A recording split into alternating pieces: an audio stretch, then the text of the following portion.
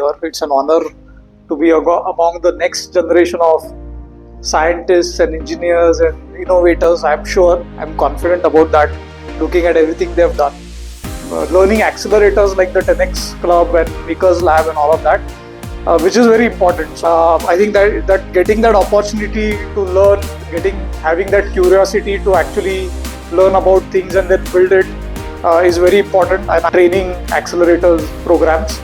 So I'm sure that you're going to do really well in whatever field that you choose. And I look forward to hearing your names in the future, where you're going to be successful, and I'm going to see you shine out there.